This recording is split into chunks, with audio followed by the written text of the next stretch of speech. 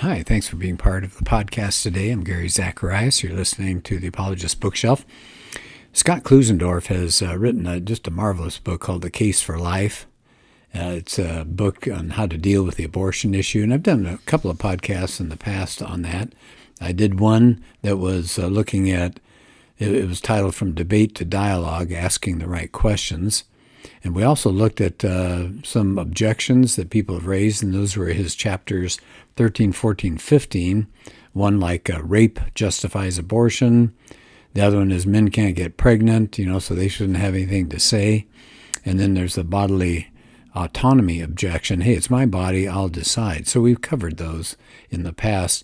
Let's pick up a few more of those objections, see how far we get today. Here's one.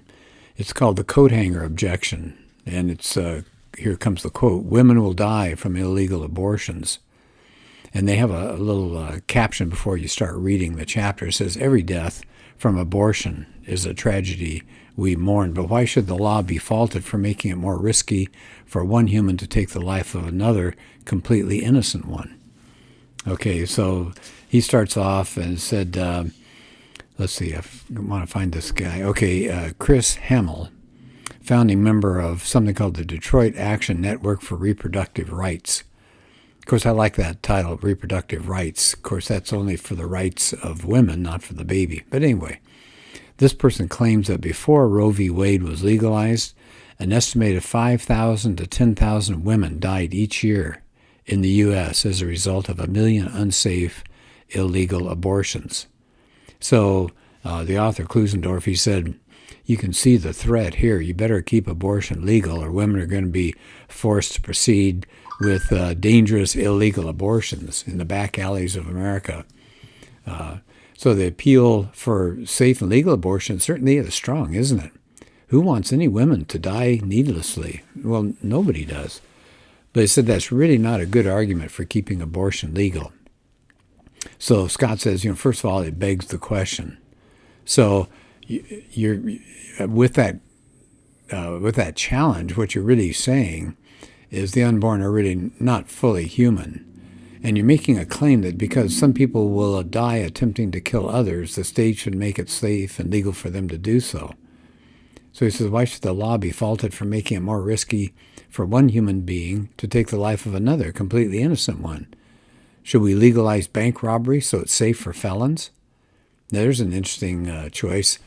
Yeah, I like people that can come up with analogies, and so he's using that as an analogy. He says then, second, the objection that the law cannot stop all abortions is silly. He says, of course it can't, but it could stop most. And he says, third, women aren't forced to have illegal abortions. They choose to have them. And of course, Scott then, he says, I'm a pro-lifer. He said, I mourn the loss of any woman who dies from abortion. But he said, I reject the premise that women must seek illegal abortions. So now, if the law changes to protect the unborn, why would anybody believe that just because a woman wants an abortion, she can't stop herself from having one? He says that demeans women in general. Now, he then takes on that issue of 5 to 10,000 women that was claimed that died each year. He said it is true. He said some women did die from illegal abortions prior to Roe v. Wade, but the claim that thousands died each year, he says, is just false. And he mentions Dr. Mary Calderon. Now, she was the former medical director for Planned Parenthood. She wrote in 1960 that illegal abortions were performed safely by physicians that were in good standing in their communities. Now, Scott says that doesn't prove that no woman is ever going to die from it, but he says it certainly calls into question the claim of a high mortality rate. Okay, so here's that Calderon. Remember, she's former medical director of Planned Parenthood. She said in 1957 there were only 260 deaths in the whole country attributed to abortions of any kind. In New York City, in 1921, there were 144 abortion cases. In 1951, this is New York City, there were 15.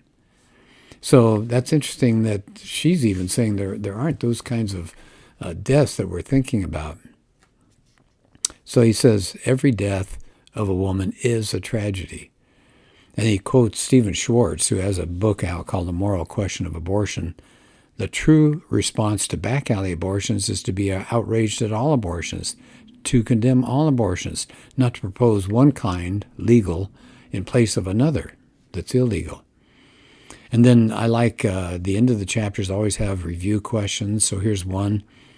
What does the argument from the dangers of illegal abortion assume about the unborn? You can think about that. I won't take the time to go back and go through the chapter here. Why is it silly to claim that the law can't stop all abortions? What's wrong with saying women will be forced to get illegal abortions? How is that demeaning to women? How well does the claim of 5,000 to 10,000 deaths a year square with statistical data? What does Schwartz say is the true response to illegal abortion? So I like those questions because they make you think about the chapter that you just went through. Okay, let's do one more. Maybe we'll have time to do a couple more. Here's another objection. You ready? It's called the tolerance objection. Oh, do we hear this all the time? Quote, you shouldn't force your views on others. Yeah, we hear that a lot. It says, right and wrong are relative. That's what people say. It's relative to the individual. We just get to make our own rules. Nobody has the right to judge others. It's really not our place to say what's right for another person. See, that's grounded, Scott says, in moral relativism. So what is relativism? Basically says there are no objective moral standards, just preferences, kind of like ice cream. He says, but relativism has a huge problem. He says, actually, there are three flaws in it. One, it's self-refuting. We'll get to these in just a minute. Second, it can't reasonably say why anything is wrong, including intolerance. And third, you can't live consistently as a relativist.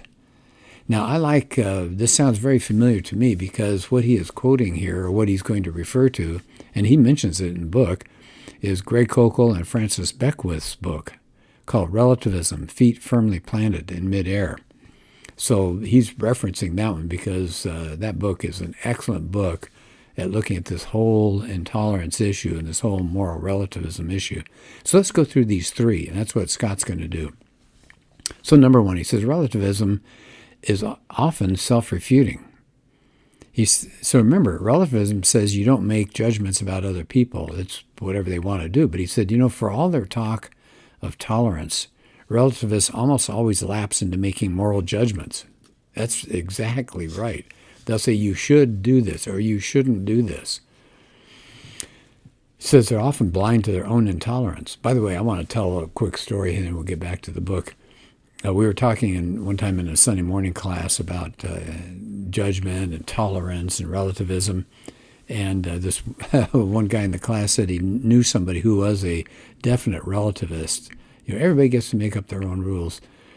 And this guy said that somebody that had that view came into the office one day and he said, I just hate intolerant people. Now, I'll let you think about that one. That's a good one, huh? Okay, so back to Scott's book here. So he said relativists are often blind to their own intolerance. So he gives a story. He said he was driving his sons to a baseball game at Dodger Stadium. A young woman in a white pickup truck began tailgating me. Well, why? Because he had a pro-life bumper sticker that said, we can do better than abortion. Said she stayed on my tail for a mile or so, and finally she pulled up beside me and extended a certain part of her anatomy skyward to convey her feelings. And then she cut in front of me.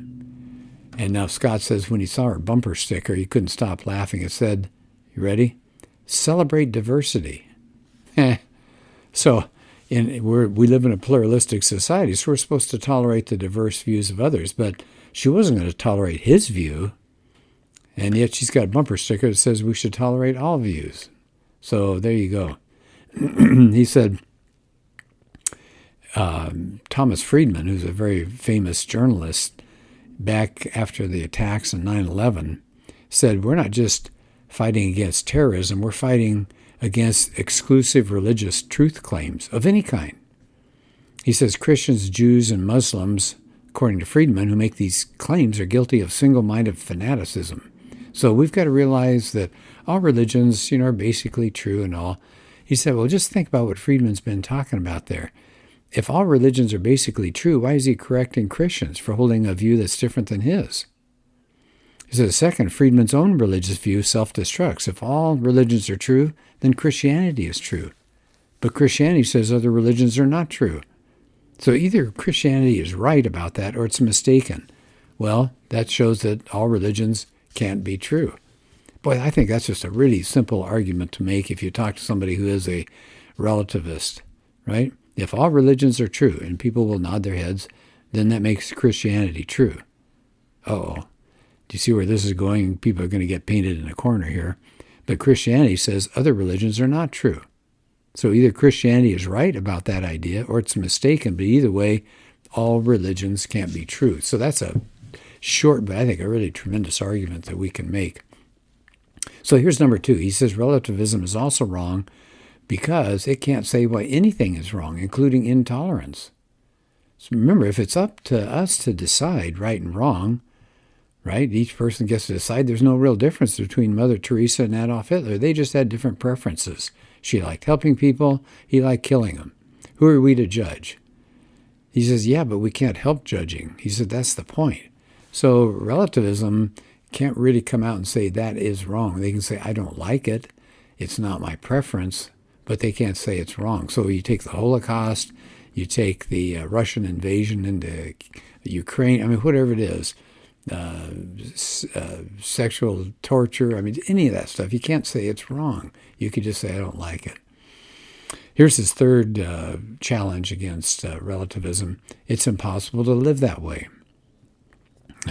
He uses the C.S. Lewis idea here. He said, a person who says there's no objective morality is going to complain if you break a promise or cut in line. Yeah. Somebody once said if you got a relativist, go to their house and steal their toaster. They're going to say, wait a minute, you can't do that. He said, well, that's my philosophy of life. That's my morality, is to take from others. So they won't like that. It says relativists take moral positions just like the rest of us. Yeah. So that's the chapter on tolerance. And at the end, here are the questions about relativism and tolerance and, not getting involved, not pushing our ideas off on somebody else. So here is 5 questions. Define relativism. Number 2, what are some common phrases relativists use? List relativism's 3 fatal flaws. Why is Thomas Friedman's own religious truth claim self-refuting? And then number 5, here's the key one. When relativists say you shouldn't impose your views, what questions should you ask? Okay, so that was a good chapter. Let's, what we have time, we'll do one more. This is chapter 12 in his book. This is Scott Klusendorf's book, The Case for Life. It's called The Single Issue Objection. Here's the quote. Pro-lifers should broaden their focus. So what's he talking about there? He said, you hear abortion activists, abortion rights activists say, look, the right to abortion is here to stay. It's fully integrated. And if you're going to reverse it, it's settled law. It's going to cause all sorts of chaos. And he said, that's an odd claim. He said, if we shouldn't challenge settled law, then Roe v. Wade should be undermined. Because, after all, before the 1973 ruling, you had a lot of states that had liberalized their abortion laws, but even more that did not liberalize their laws. Yeah, he said, second, we should remember that laws permitting slavery and racial segregation were settled. Was it wrong to repeal them? No.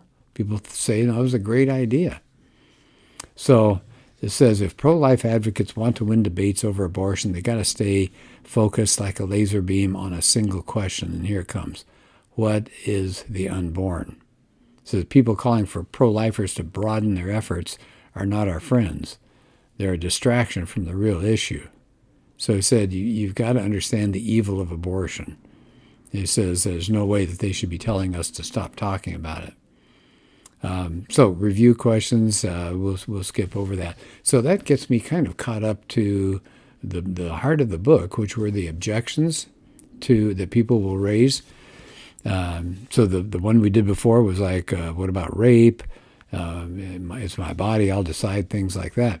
What we haven't talked about is how to establish a foundation for the debate. That's some other chapters that are good in the book. And then the last part of the book, pro-life Christians should be teaching and equipping. And he talks about what a pro-life pastor should be like. He talks about hope for post-abortion men and women. He says how to be how to not theologically compromise, and then how can we win? So there's been such an upheaval since Roe v. Wade got tossed that we've got to come back to abortion again and deal with that. Well, thanks for being part of this today. And again, the book title is The Case for Life, and it's Scott Klusendorf is the author, Klusendorf. And it's probably the best single book out there on dealing with abortion as an issue. Well, thank you for being part of this, and we'll do another podcast soon. Thanks.